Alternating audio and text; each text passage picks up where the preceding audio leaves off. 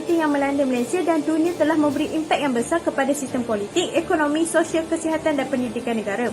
Ekoran daripada berlakunya wabak di Malaysia telah mengumumkan pelaksanaan Perintah Kawalan Pergerakan PKP kepada rakyat bermula 18 Mac 2020 sekaligus memberi impak terhadap sektor pekerjaan.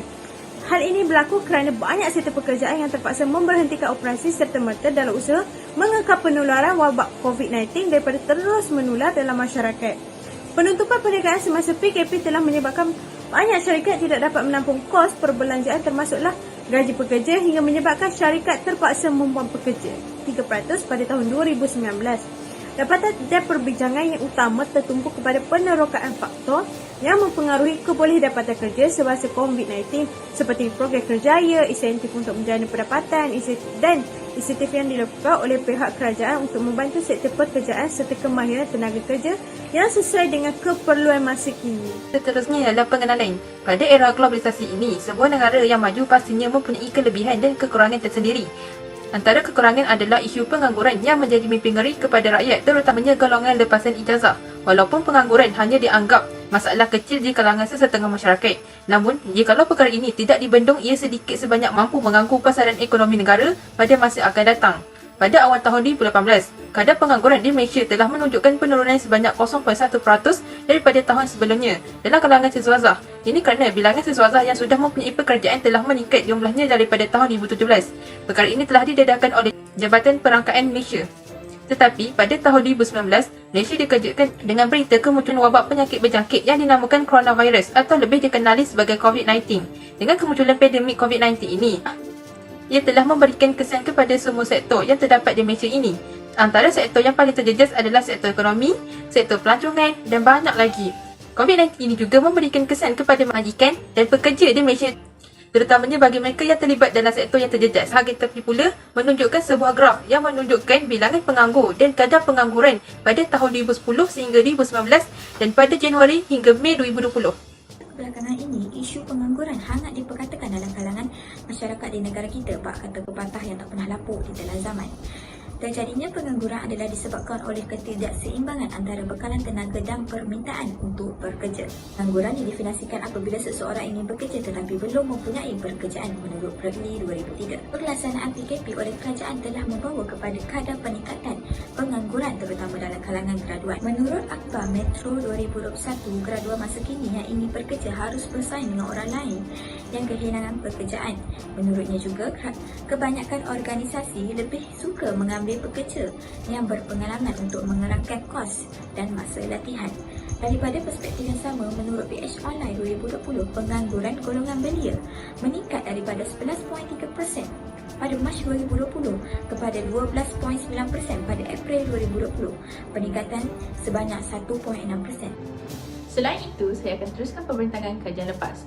Terjadinya pengangguran adalah disebabkan oleh ketidakseimbangan antara bekalan tenaga dan permintaan untuk bekerja. Bagi mengurangkan jangkitan dalam kalangan masyarakat, pihak kerajaan telah mengeluarkan Perintah Kawalan Pergerakan atau dikenali sebagai PKP pada 18 Mac 2020 yang lalu. Kajian terdahulu menunjukkan bahawa pandemik COVID-19 mempengaruhi pekerjaan dan tingkah laku perbelanjaan. Ini kerana wabak COVID-19 menunjukkan jangkitan dan kadar kematian yang ketara di China, Itali dan Amerika Syarikat. Kementerian Kesihatan Malaysia juga mengeluarkan statistik menunjukkan peningkatan jangkitan. Pada 5 Ogos 2021, berurutan dengan lonjakan kes COVID-19, sebanyak 1,203,706 kes dan telah menyebabkan 10,019 kes kematian dalam komuniti. Institut Ekonomi Malaysia menjangkakan 2.4 juta rakyat Malaysia akan kehilangan pekerjaan semasa pandemik ini berlaku. Ini kerana kebanyakan firma tidak mampu untuk bertahan dalam jangka masa panjang. Seterusnya, saya akan menerangkan tentang faktor pengangguran. Faktor yang pertama ialah lambakan warga asing. Seperti mana yang kita tahu, negara kita merupakan syurga kepada pendatang asing. Terdapat 1.73 juta pekerja asing yang sah dan 3.3 juta warga asing yang menetap di Malaysia. Mereka mendapati mudah untuk mendapatkan pekerjaan di sini kerana rakyat Malaysia tidak gemar bekerja di dalam sektor yang mereka takluki. Seterusnya ialah bilangan graduan baru yang ramai. Hal ini kerana COVID-19 yang memasuki negara kita telah menyebabkan lambakan siswazah. Pada tahun 2018, iaitu permulaan COVID-19, kadar pengangguran individu muda adalah sebanyak 10.9%, manakala golongan berumur 25 hingga 29 ialah 3.7% lebih tinggi semenjak 2013. Di sini saya sertakan rajah yang menunjukkan kadar pengangguran keseluruhan berumur 15 hingga 24 tahun dan 25 hingga 29 tahun. Ini sekali ialah kadar gaji yang rendah. Pada tahun 2020 telah berlakunya trend penurunan gaji iaitu daripada julat gaji RM2001 hingga RM2500 telah pun menurun kepada RM1001 hingga RM1500. Sewaktu COVID-19 berlaku, KDNK negara menguncuk pada kadar 5.6% dan ianya menandakan kemerosotan dalam aktiviti ekonomi sejurus menyebabkan pengangguran meningkat dan graduan terpaksa bekerja sebagai pekerja berkemahiran juga menurun. Seterusnya, saya ingin menjelaskan kesan pengangguran yang kian membimbangkan. Antaranya adalah persaingan untuk mendapatkan pekerjaan dalam kalangan masyarakat juga meningkat. Punca kedatangan warga asing menyebabkan peluang pekerjaan semakin nipis disebabkan oleh kerajaan banyak mengambil tenaga kerja dari luar negara seperti Bangladesh, Myanmar dan Indonesia. Tambahan lagi, kesan daripada pengambilan pekerja yang berkemahiran tinggi juga menyebabkan jumlah pengangguran juga meningkat. Kebanyakan sektor ekonomi seperti perkilangan, pembinaan atau perindustrian telah menetapkan syarat bahawa setiap calon pekerja harus mempunyai sekurang-kurangnya sijil SPM atau berkemahiran dalam beberapa bidang seperti pembinaan, elektronik atau penyelenggaraan mesin. Selain itu, kadar gaji yang rendah juga menyebabkan calon pekerja sangat memilih dalam pencarian kerja. Majoriti pekerja kini ingin mendapatkan kerja mengikut skop kerja mereka. Jadi mereka haruslah berusaha dengan sungguh-sungguh untuk mencari pekerjaan yang mereka inginkan. Tetapi akhirnya mereka berputus asa untuk mendapatkan kerja lalu meningkatkan jumlah pengangguran di Malaysia. Terdapat pelbagai langkah yang dilakukan oleh pihak kerajaan bagi membendung isu pengangguran yang berlaku di era pandemik ini.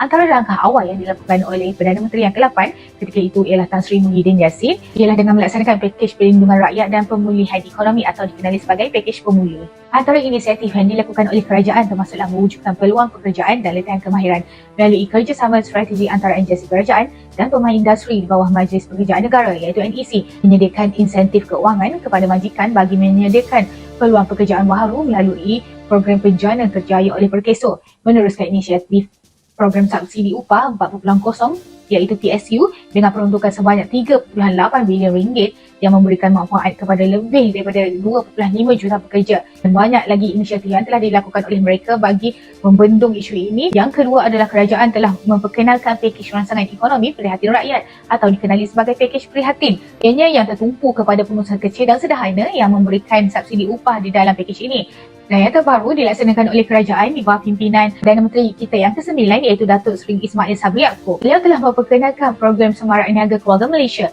Program ini bertujuan untuk membantu memulihkan semula aktiviti perniagaan di negara kita terutamanya kepada peniaga kecil dan sederhana iaitu PKS sekaligus dapat mengurangkan masalah pengangguran. Melalui program ini, ia dapat membantu golongan usahawan untuk terus berusaha dan bangkit semula setelah pandemik melanda serta mewujudkan lebih banyak peluang pekerjaan. Oleh itu, melalui bajet 2022, kerajaan telah memperuntukkan sebanyak 40 bilion ringgit Malaysia bagi tujuan ini yang meliputi pelbagai bentuk pinjaman termasuklah suntikan ekuiti. Seterusnya, saya akan menerangkan mengenai kesimpulan. Yang pertama, kesan dari wabak COVID-19 memberikan impak yang sangat besar kepada semua pekerja dari pelbagai jenis sektor.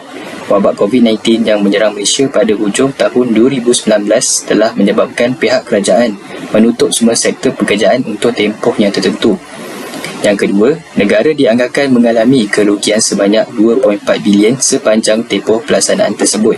Ini menunjukkan penutupan sektor ekonomi pada jangka pendek telah menyebabkan kerugian yang agak besar kepada ekonomi di Malaysia. Dan yang terakhir, pihak kerajaan memperkenalkan inisiatif sebagai langkah untuk membantu rakyat yang terjejas. Antara langkah yang diperkenalkan ialah pakej rangsangan ekonomi prihatin rakyat ataupun prihatin, pakej perlindungan rakyat dan pemulihan ekonomi ataupun pemulih. Dengan adanya bantuan ini, diharapkan dapat membantu sebesedikit mereka yang terjejas akibat wabak COVID-19. Itu sahaja daripada saya. Sekian, terima kasih.